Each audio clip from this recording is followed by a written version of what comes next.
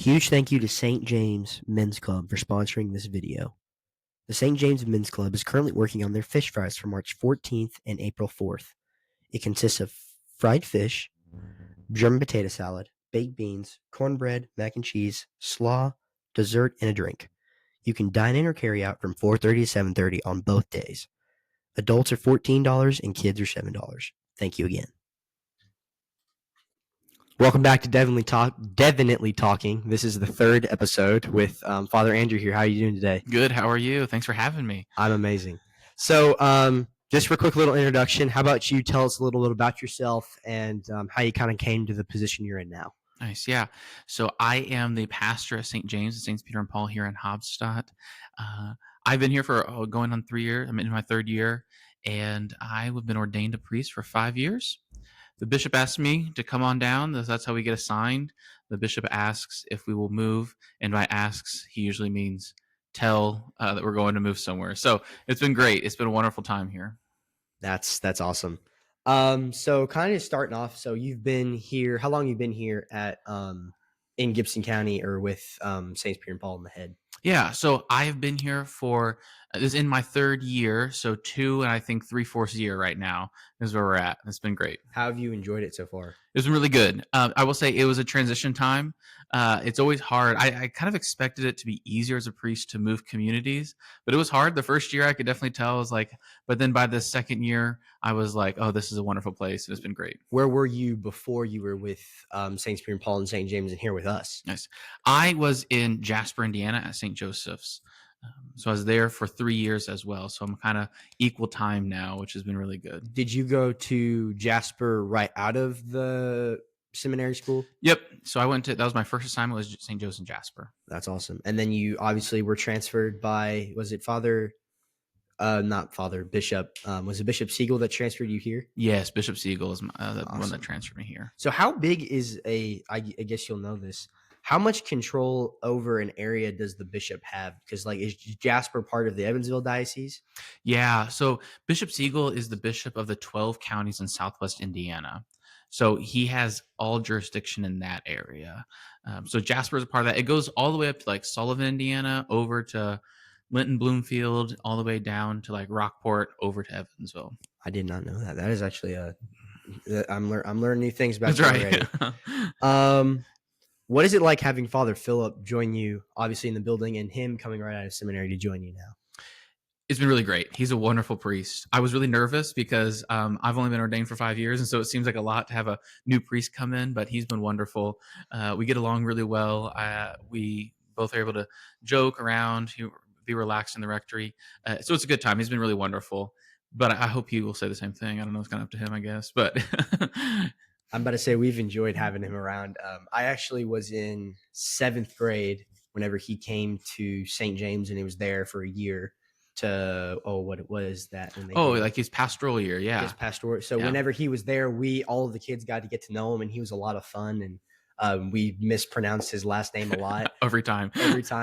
But it was awesome just to kind of see him. And then I was actually at Source and Summit, the retreat coming up in a couple weeks. I was actually at Source and Summit last year and found out that he was getting out, and then to find out that he was actually coming back to St. James was just such a cool moment, because I mean that's kind of like having a classmate become a priest in your that's life. Right. That was really cool, because I mean we looked up to him when we were in St. James, and it was just awesome to see him come back. Yeah, full circle. What kind of drove you to go into the religious life and even going further into becoming a priest? Yeah. So when I was in high school, I had kind of what I consider my conversion, where I really came to know our Lord. And then after that, I just kept thinking more people need to know our Lord Jesus Christ.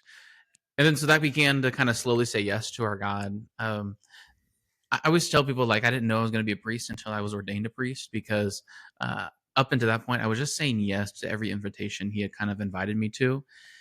And he never ever turned me away from joining seminary. It'll be kind of the next natural step. And then inside of seminary, continue to say yes each and every year.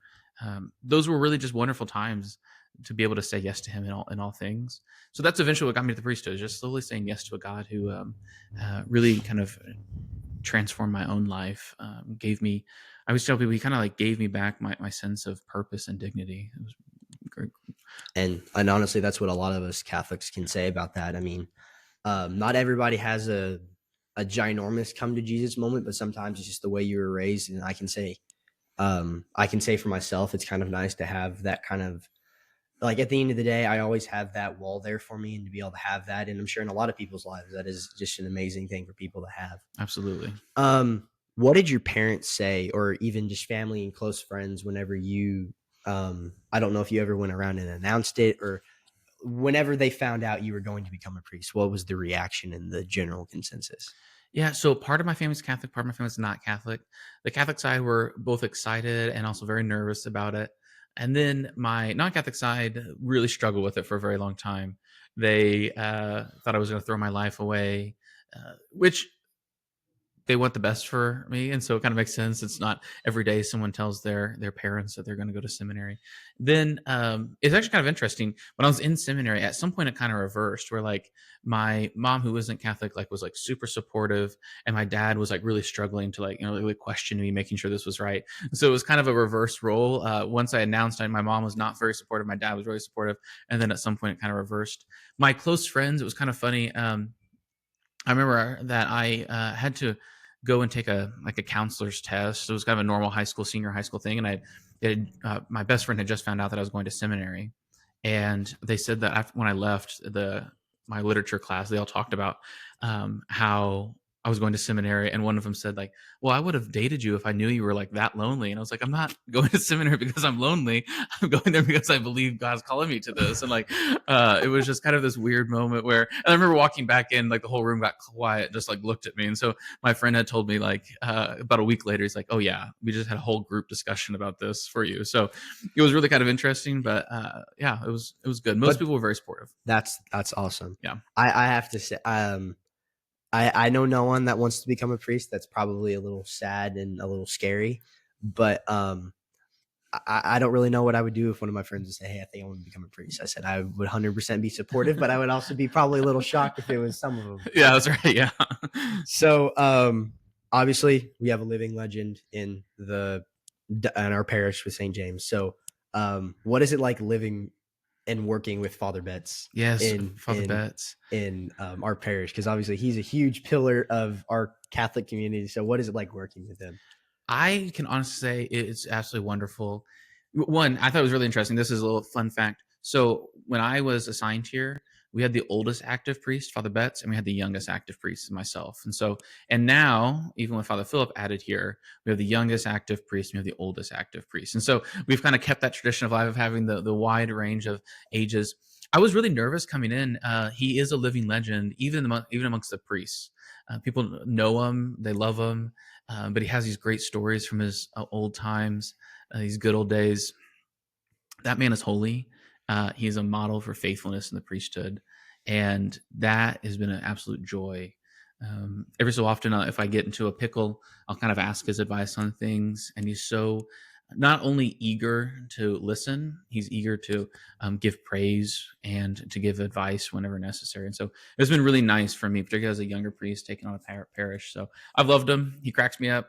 He's just a good man, and I want to be holy like he is holy. Do you ever think you'll learn to be able to tell some of the stories he does? I don't know. I hope so. He's got some really good ones, and I hope my priesthood is as exciting as his is. Honestly, I think my favorite part of the weekend is looking forward to what he says in his homilies sometimes, because Absolutely. it can go from way up here to way down here and back up in 20 minutes. You don't even know what hits you. Absolutely. So, do you think you'll make it as long as Father Betts has? Because I mean, obviously, he's been in this a very long time and has been. I don't even remember. I don't even know the exact years he's been at St. James, but I know he's been there since I was literally a baby. I got baptized with him. So, do you ever think he'll make it as long as he has in the priesthood? Yeah, so he's actually on May 27th. He's celebrating his 60th anniversary of priesthood. I hope so. Obviously, that would be wonderful. I'd be happy if I made it to 50 years and then died, but he seems to be keep going. The guy's like he's a machine. But yeah, he's just like such a great model of like that the faithfulness of the priesthood is such a good witness to the world. So And if I Like, say he keeps in great shape too, he yeah, walks every day in the I know. rain, shine, snow, sleet. Every day I see him out walking out around the cemetery, and it's crazy. It is. Yeah, he's amazing. I remember one day he told me, I asked him how he's doing, and he told me he's really slowing down. And he's like, I can only go swimming like once a week. And I was like, man, if that's slowing down, then like I'm in the grave already. Like that's ridiculous. Yeah. I'm Just about to say amazing. he's gonna be out. I wouldn't be surprised if he outlives me. Yeah. Yeah. Honestly. So what is the most rewarding part about being a priest? Obviously, there's kind of some of the I say stereotypical, like you get to help the kids and you get to be in the community, but obviously, what is your favorite part of doing that? Because everybody's different in their aspect of priesthood. Yeah, no, I think like through the seasons it's changed and like depending on the assignment it's changed. So in Jasper, I was in the hospital a lot. I lived about a block away from the hospital there in Jasper, and that was like really rewarding. And so God kind of provides those rewards. Here, what's been really amazing, we have such a strong community of faith that coming to see kind of families growing in faith together has been just super rewarding to and blessed to see. I think that's the thing that kind of gets me going. I always notice like after Sunday Mass, like I feel like I'm walking on cloud nine because of the number of families there and just the joy that everyone has in following our Lord. So I think right now in my current place, that is the most rewarding, just to see the families growing together in their faith. I'm about to say we do have a lot of families here. Yeah, You walk into, I mean, even 7 o'clock mass I at St. know. James, all you hear is babies crying. That's right. Yeah, And sometimes sometimes you hate it, but you have to realize it's great for God. that's You gotta right. Yeah, remember that. yeah. Sacrificial. Yes. So, what do you do for fun?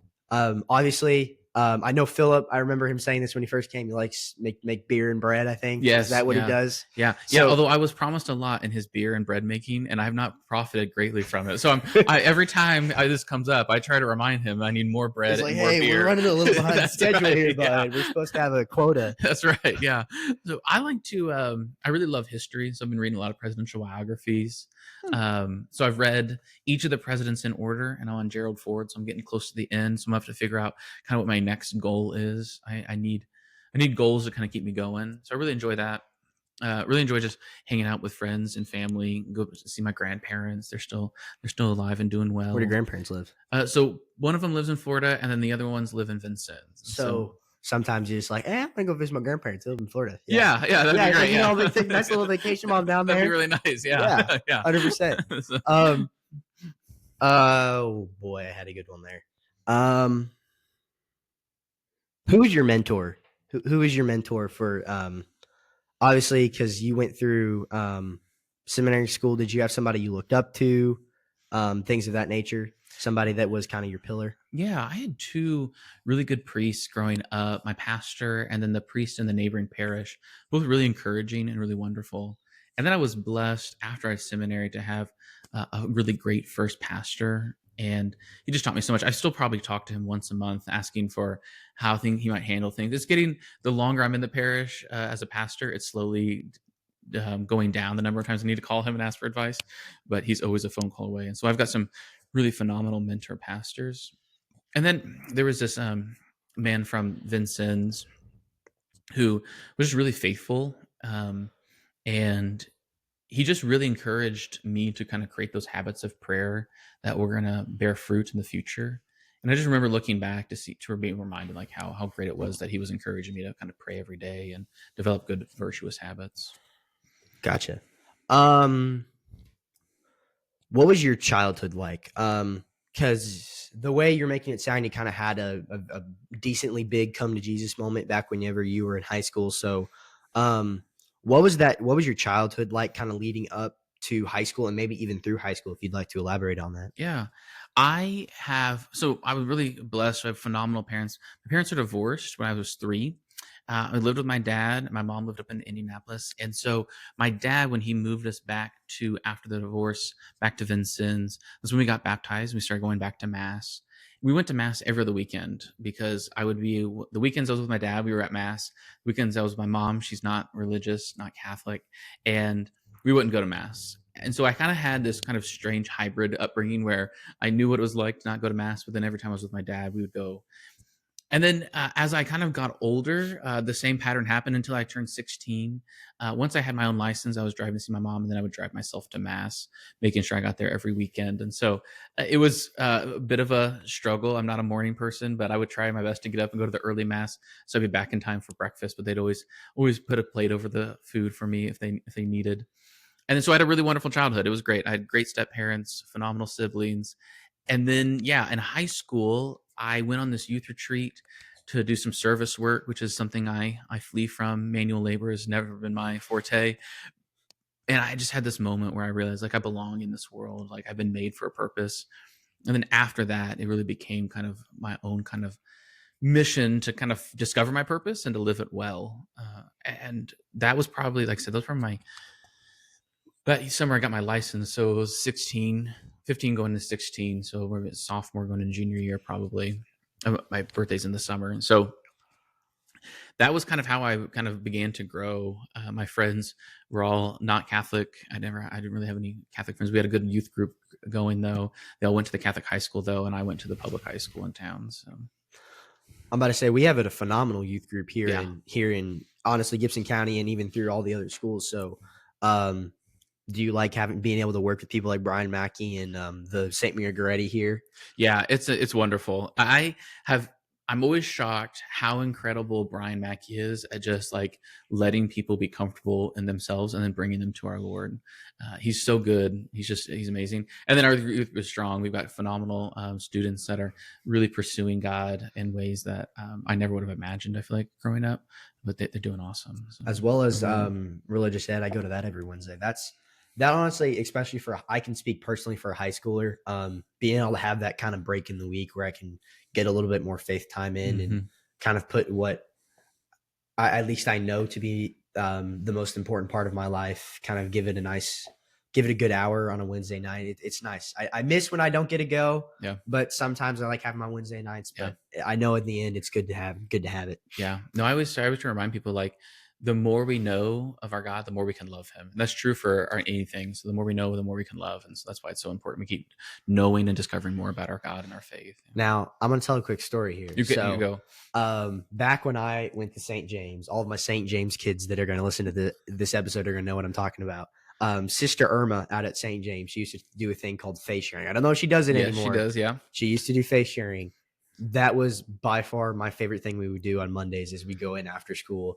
And it was the most productive learning because she would, and honestly, this would even speak for her back whenever I was in fourth grade and she was my actual teacher. Religion class with her was the best because she would tell it in stories. Yes, yeah. And not like yell it at you. Yeah. Absolutely. And you would be so immersed in what she was saying and you learn so much more. Because I can remember the first semester of my fourth grade year, it was entirely the like family tree from Adam and Eve to like when Jesus was born, and hearing her like tell the stories and like tell it with emphasis and like be into it because she's lively. Oh yeah, she's probably the most lively person filled with the Lord I think I have ever met. Absolutely. And she will tell every single story with that amount of energy. And when you're a fourth grader to see that kind of energy, that was just, it'd make you smile. I totally agree. Yeah, her storytelling is phenomenal, and like she just lives her faith so beautifully. Yeah, that and the snacks. The snacks, of course. The snacks were a good part.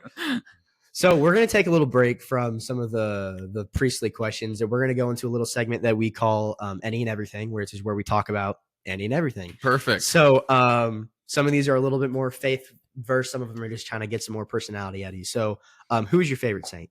My favorite saint, St. Andrew. Yeah, it's classic. Yeah, that makes perfect sense. What is your favorite song? My favorite song, I have been listening to tons of Bob Dylan because of that new movie that's coming out or might have come out. And so it's been Tangled Up in Blue for the last like month. I've just been rolling in it. So. Do you watch movies? I guess that's a good question. Yeah, I do. I love movies. What's your favorite movie? My favorite movie is, I always tell people it's Pirates of the Caribbean. It is really good. But I also love like the movie Fury. Have you seen it? It's about tanks in World War II. I do like a lot of World War II history. I'm going to say that's some of my favorite history to learn about. Absolutely, that's my favorite season of. Yeah, gotcha. This is a question I think I've asked anybody. If you could be any piece of furniture, what would you be and why? Good question. I love recliners, and so I would be them. I think I don't know who made recliners, but if they're not a saint, no one should be, right? See, I'm telling you, if I Yeah, could, that would be the one I'd be, dude. absolutely. You got multifunctions. You're a chair and then you're a bed. Yeah, they're right. It's so nice. What is the funniest thing that's ever happened to you? Funniest thing that's ever happened to me. Um, I I was a mascot in college, so I got a cheer scholarship for being the mascot in college. Where'd you go to college? Marion University, and so the seminary was on that campus. And a What was friend the of mine, mascot? it was a knight, Nitro the Knight. Okay. Yes, yes. I was afraid you're gonna say it was some like cougar or something. Yeah, like no, we're safe. We're safe. It was just a Nitro the Knight, and so the big foam hat. But I took it to a seminary, inter seminary basketball tournament, and I remember I tripped and fell, and my pants fell down, and I mooned like the entire, like all the Midwest seminaries send guys there, Oh. and like to this day, I'll like show up at an ordination, or I'll go to another diocese, and they'll be like, "Are you the guy?" And I was like, "Oh no, I know exactly what's next." And so it is one of my most embarrassing, but also one of the funniest moments of my life. That is perfect. I don't think I could have gotten a better answer out of you for that. Oh my gosh. What is something you will never do again? Something I'll never do again. I went paragliding one time, and I will never do that again. Where did you go paragliding at? I forget. We were down in Florida with my family, and they promised me it's going to be the coolest thing ever. And like you were the screaming. banana boat ride out there alone was just the most miserable experience of my life. You're not an air guy, just not a water guy. Not a water guy. The air was fine in some ways, but it was the getting up there and then coming back down. It was miserable. I'll probably never do that again. That's honestly speaking from my dad being afraid of heights. I can very much see that. Do you like to travel? Yeah, I love to travel. Love to go. A friend of mine, we from seminary, we travel a lot. We've been to Ireland, Scotland together, and then I was in Barcelona and Rome just recently as well. Have you done? I know back whenever a couple of years ago, there's a couple of people. Actually, the Savio in Evansville, they're going to. Oh, I think they're going to like Rome and a lot of those places over there. And I know Sister Irma went to Italy and did a lot of places like Assisi. Is that somewhere you'd probably like to get to? Yeah, so I've been to Assisi, I've been to Rome. I've not been to all the places they're going to go on their pilgrimage, but I've been to Italy twice now, and it's amazing. Awesome. Yeah, like the pasta. I do love the pasta; it's really good. The food and drink are phenomenal. That's what they got going for them. Gotcha. What is your favorite place to travel? If you would like pick one place you can only go, where are you going to go? I love England. I think it's one of the coolest places in the world.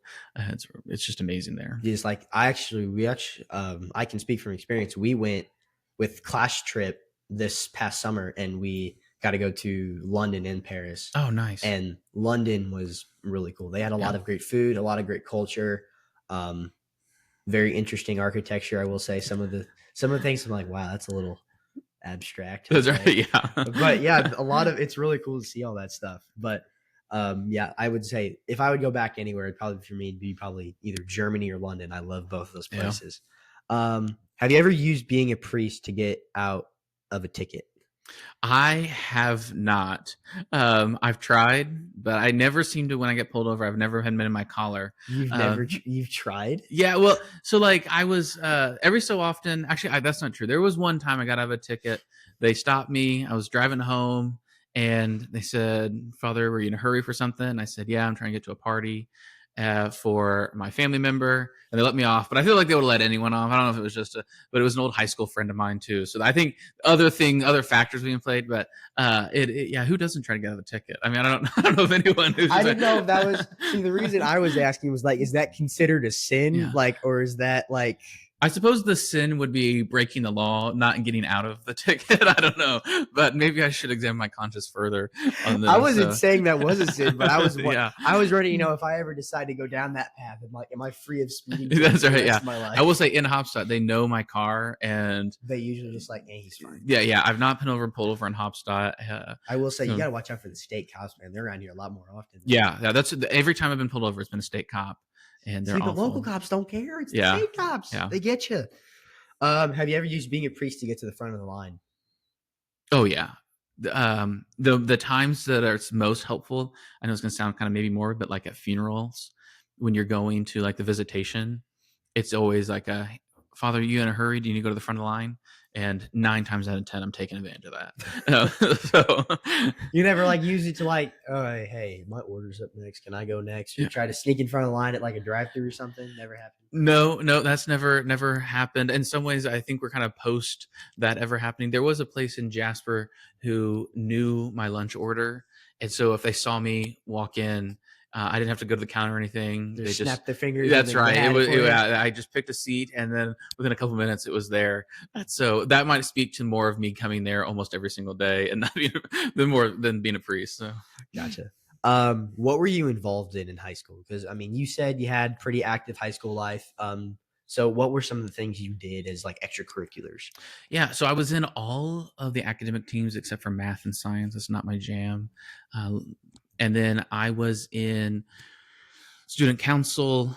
I was in the Business Professionals of America (BPA), where we did like it was really nerdy, but we did like spreadsheet competitions or like interview competitions, things like that. I have never heard of this. Yeah, so uh, yeah, I figured that. I thought everyone had that, but I guess not. Yeah. I don't think I've ever Um, heard the BPA Venus Gibson Southern. I've never heard of it. okay, yeah, no, so like we had like a whole like I am state interested, though. I'd like to competition, do that. and it was kind of a deal. What else did I do?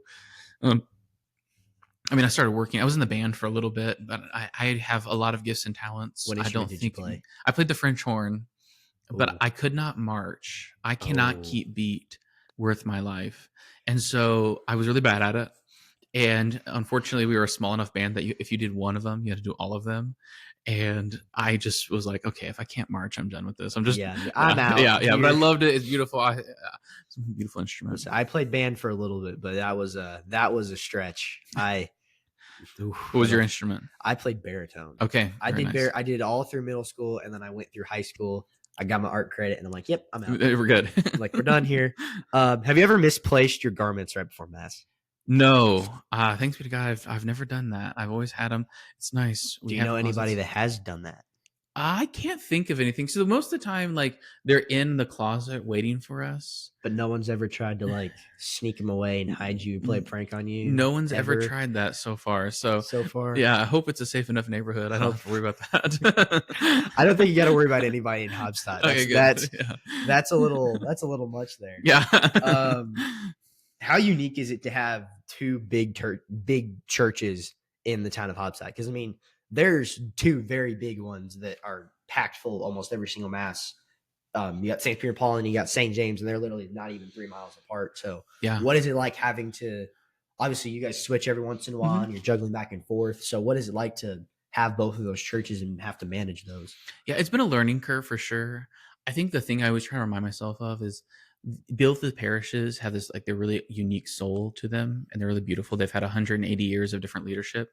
So my goal isn't to like make them look like each other, but instead to like care for and make good what is already present. So that's been really helpful to have that advice given to me by another priest, and then to kind of develop that way. But it has been a learning curve. So sometimes I'll just switch my brain off because I can say things at one parish that I probably can't say at the next parish. Not that they're like anything wrong, but they just won't hear it the same way. Yeah. And so there's just a different personalities. Yeah. And honestly, there are different personalities from, at least I've noticed, from like St. Peter and Paul and St. James. Cause like St. James, we're pretty laid back. I mean, we're like, yeah, we'll take anybody. Let's go. And St. Peter and Paul everyone's great there. They're all very, they dress up very nice and they're all great people. And I kind of like the difference in both, because like Father Betts, you got the 30-minute mass and the 10-minute homily, and you're done before you can even notice the fact that you're hungry. That's right. Or you go to St. Peter and Paul and you get a great mass and you get good music. I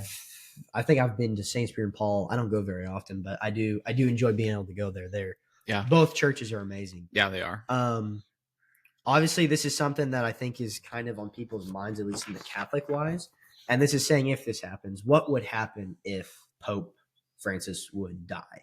We're not saying he's going to, right? But if in the case that, let's just say, a random Pope dies, what is the process into getting a new one? Yeah, no, it's actually really kind of interesting. They first will seal his coffin, and destroy his ring. So the papal ring is a seal that seals all official documents. And so the first thing will happen is that will be destroyed so that no one can make any proclamations in his name anymore. Now, this was obviously an older tradition that maybe now is less impressive, but back in the day, if you had that ring of the seal ring, then you had basically the same authority as the Pope because he had kind of gifted that to you. And so now that'll be the first thing that happens. They seal his body, and then he will lay in state in the Vatican, so pilgrims can come and give thanks for the gift of his life and also pray for his salvation.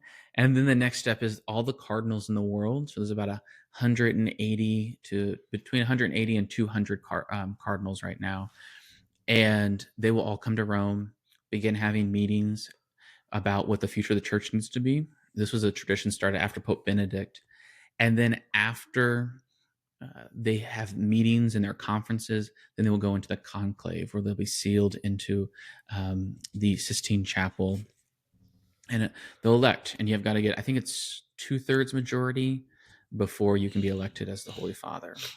Gotcha. Yeah. And then they spend, I mean, I know the way the smoke works, but how does kind of the voting as for who the new pope would be go?